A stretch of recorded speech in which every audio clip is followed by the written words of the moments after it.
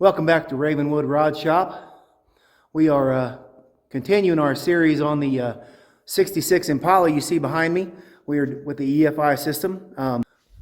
Real quick, give you a picture of that. We had to take a momentary pause from the original first part of this video when we showed you the fuel tank and all the good stuff that we were going to put in, okay, along with the Edelbrock EFI system. We had to pause because we've always been wanting a two-post lift. So we took our time, and you can see videos on us putting that in as well. I say us, it was only me. But we did have a short brief time, so we did install the fuel tank, and we've got it plumbed up with everything, with the electric fuel pump and the pressure and everything else is good. We did install the EFI system on the car. Instead of showing you videos of each and every little thing like some of these people do, I'm sure if you're even contemplating this, you know how to bolt on a carburetor or an EFI throttle body. Follow the instructions that come with the Edelbrock. I'm only here to give you a few tidbits that I learned that weren't necessarily in the book. To start off with, the fuel pump on this car. I got the tank and the fuel pump from tanks.com. And they were both together in a system that you can order with the right pressure fuel pump. It does say in the Edelbrock manual, if it runs more than 10 amps, you go through a relay system, and it gives you kind of a rough idea how to wire in that relay into the wiring coming off of the EFI system, which I did, and it worked great. I went with a 30 amp on my fuel pump, but that didn't last but about one afternoon, pumping fuel back and forth and all that. Burned it up, so I went with a 40 amp this time, and I got it sitting way back over here on the wheel well, as you can see, with the EFI's relay and its ECU. Okay, one thing about this car, got lots of room under the hood and everything. I didn't want anything going under the dash necessarily. So we opted to put everything on the wheel well, including the fuel pump regulator. So once you first get the thing hooked up and everything's plumbed in and no leaks and all that, good time to check for leaks is when you first cycle the key on. The fuel pump the ECU will tell the fuel pump to turn on for about 8 seconds. Okay, and that's without starting the car. That's your time. Like I said, you got that 8 seconds to set the fuel pressure. And if it doesn't, if you don't have time to get it in the right position, the 58 to 60 pounds, then you have to turn the key off and back on again, because the pressure on my system, I had it going a return line back to the tank. So it will bleed that pressure back down, then go back to the fuel tank. I hope that's the way it's supposed to work, because that's what it did. One thing we did have to learn is that the Edelbrock EFI Easy Street EFI system does come with a throttle body, but it looks like a big double pumper carburetor. It may be similar in size to a very large Holley, like 1000 cc or CFM. I'm not sure about that, but I was putting it on this car, replacing just a 750 CFM Holley carb, and the only problem we ran into was that the air cleaner base did not fit like we were hoping it would. On here, the base, I'll show you that real quick here, is made with the indentions for the Holley center hung fuel bowls, okay, which is what you'll see right here. Okay, and it fits on there real good. This is what you call a factory base that came in the old muscle cars. Now that base alone, to purchase a new one, is about $150. So really sad that we didn't get to use that, because it would have set the air cleaner a little bit further down in the bay than the replacement that we went with, which was from Amazon. Oh, I don't want to drop that. The Amazon base is quite a bit wide open. We did bead roll the inside flange, so it sits up just a little bit, maybe a 1/16 or so, maybe an 1/8 inch deeper on the carburetor. Without hitting everything. It barely touches the Edelbrock EFI throttle body on the outer edges. They're just really the injector covers that look like fuel bowls.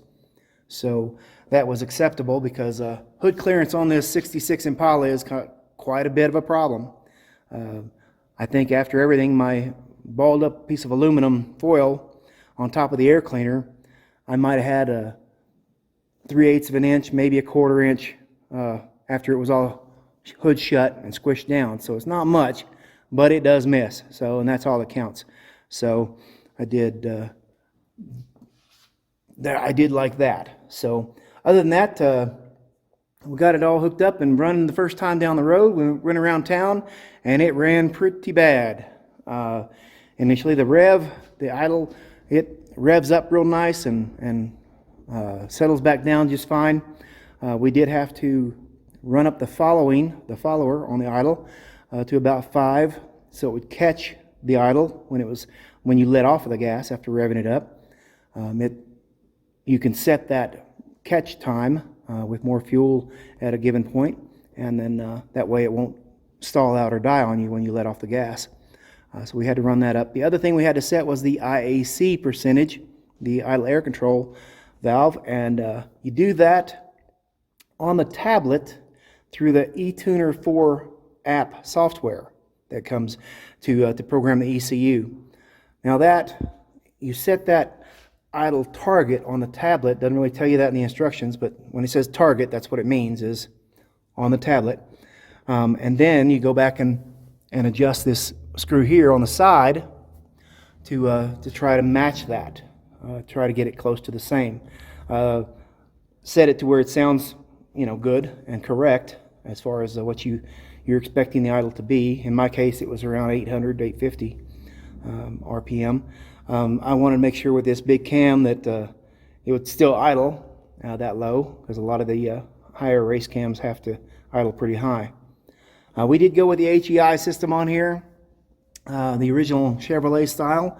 The only thing you really do on it is you unplug the tachometer wire and you run that to the ECU, or plug that into a wire that comes off of the ECU. And then there is another wire on the ECU. I think it's labeled EC1, and it goes to the tachometer in your car. So you basically cut and splice that. And then one other thing we had to worry about doing, and I'm going to turn the light on here for this so you can see better, and that's the temperature sending unit. Okay, sorry about the brightness. There we go. The ECU on this is a 3/8 NPT, which is fine, but most intakes that we have seen have the 1/2 inch holes. This one has one on each corner, front and back. Now one of them's underneath my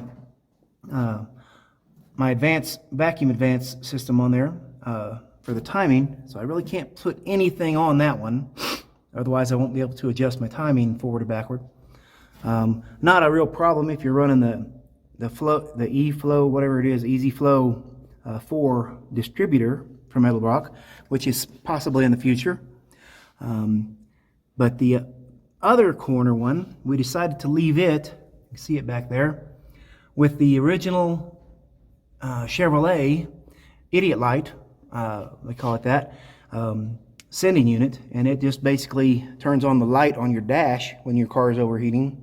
Reason being, you're not going to be staring at the water temperature gauge while you're driving, okay? But something that might catch your eye is a light on the dash comes on, okay? Some people are oblivious to that even, but I'm thinking that's a good thing to see that light come on. Then you're going to glance down at the temperature gauge, which in this case is going to be a manual gauge from Autometer, and a real nice gauge in the car. And I didn't want to get rid of it either. So what we opted to do was put a thermostat housing riser on it, and that riser we got on Amazon, I think it was, for about $19. It does come with 3/8 NPT, National Pipe Thread, holes drilled into both sides of it. You can see the other side there. I got a plug in it. I opted to put it in this side. It got more room for wiring in the Edelbrock system. So that's how I opted to do this. You may choose different ways.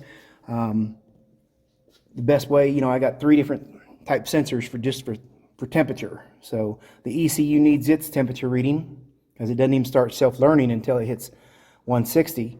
That 3/8 sending unit, 3/8 National Pipe Thread sending unit, doesn't have a long sensor on it. Nothing like the like an autometer gauge would have a long, really long sensor that goes down into the water.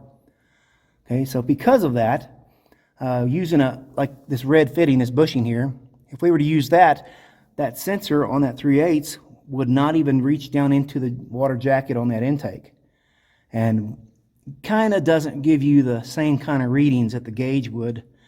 For example, we had it plumbed in to the back hole, and it was with a bushing, a brass bushing, like that red one there, and it did not, the tip of it would be down into the jacket barely. So that being said, it would be 160 degrees when it started learning, and I could start tuning the thing. When the car actually, the autometer gauge was showing already 220 degrees. So I'm hoping that this riser unit, the sending unit, does go out into the water flow, and that's the main thing. So it is after the thermostat. So when that 180 degree thermostat opens up, then the sending unit will be getting its signal. Now we may have to swap that around where the thermostat's more on the upper side. Right now it's on the engine side. I may change that to the other side, so the thermostat is actually up here instead of on the intake manifold. That way that water that's underneath it gets hot, the same as the sending unit will get hot.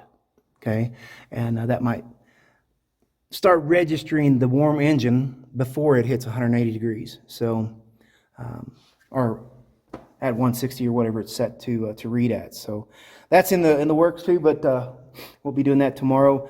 Otherwise, everything else is pretty easy to hook up. Lots of extra plug-ins and wires that are not needed unless you're running a different kind of distributor and things like that. So the fuel injectors have one big plug back there sitting on that vacuum advance, and the other wires coming off of that. ECU does include one for a ProFlow 4 distributor from Edelbrock, and so we may be doing that. The other wires coming off for the main battery power, we went ahead and went right to the battery for those two. And the fuel pump itself is also wired in here with a 30 amp fuse inline before it gets to the relay. And we grounded the fuel pump in the back by the fuel tank, so we only had to run one wire up here to the engine compartment, and we just ran it right alongside the fuel line. Now on ours, we decided to use the original steel line that's on the frame, you'll see down there, as the return line. In other words, a low pressure going back to the tank. And that way I could run high pressure fuel injected line from the tank all the way, from the pump itself in the tank all the way up to the fuel regulator, and then of course from the fuel regulator to the throttle body itself. I did that for two reasons. Well, for one big reason, and that's because I know this brand new tubing that's rated at 100 psi, I think, and it is fuel injector hose. I know it's good and brand new and working. I'm not sure what high pressure would do to the original steel line. Probably nothing. Probably be great. Probably be a good way to go. That's up to you to test that out. But we just made the decision while we were putting it into one way or another. You're going to have a hose, either a return hose going all the way back to the tank for return line, or a short hose coming off the original steel line that is on the frame. So either way, you're not going to save any money on the hose unless you're doing a returnless type system, which I'd recommend not doing. But anyway, that's how we decided to go do it. Please stay tuned on the final progress on this 66 Impala. We're hoping to get it back on the road the next few days. We are altitude up here in the Four Corners in Colorado. We are at 6,250 feet. So the computer's going to have its work cut out for it. So hopefully, with a little luck, it'll self-learn well enough to get at least drivable, regular drivable down through the city. Other than that, stay tuned. We got a C10 pickup we're working on. We built that a few years ago, and it's also a 66. And as soon as we get that up and running, we're going to possibly do a TBI on it as well. I'm not sure if it'll be a Edelbrock or not, but so far I'm really liking the Easy Street. We'll see if I keep liking it. We do have one more project right behind me here. It's a 79 Ford Bronco, and it is on the rotisserie right now, so we can get underneath it. And the frame is out back. We're going to do it. Got the 400M engine in it. Over here on the stand, back behind my shoulder, and it's a rebuilt engine, C6 transmission, all nice and good. But I think we're really leaning toward going with a Coyote engine on this Bronco. Gonna have to replace the fuel tank anyway, so I'll do the in-tank fuel pump on it as well. And then there's many companies making the kits to swap these up to Coyote engines, and boy, that Coyote engine is sure nice. I mean, it's for a small little 302, it's amazing the power that they make. Some of them up to over 1,000 horsepower. So with very little work done on them. Of course, we're talking about a boost with a supercharger to get that kind of horsepower, but we're not going to go quite that far. We're just going to stick with the like an F-150 style Coyote. Not too crazy, but it'll be perfect for this Bronco. So hopefully you'll see it at auction pretty soon, and we're gonna get it hopefully done like Tony Stewart's got a picture of it over there. It's a Freewheeling graphics, the black with the red, orange, and yellow stripes on the side, and then the nice wheels and lift kits already on there. So we're gonna get that done, and that should be showing up at the Barrett-Jackson auctions here hopefully by the next year. We got too many things in the fire, but other than that, please like and subscribe. If you see any other video stuff on here that you think I should do different, I'm willing to learn, man. Just tell me, give me your full opinions. If I'm shaking too much, or if I'm saying too much, things like that. I totally understand. I'm still learning how to do it all. So anyway, like and subscribe. Thanks for watching.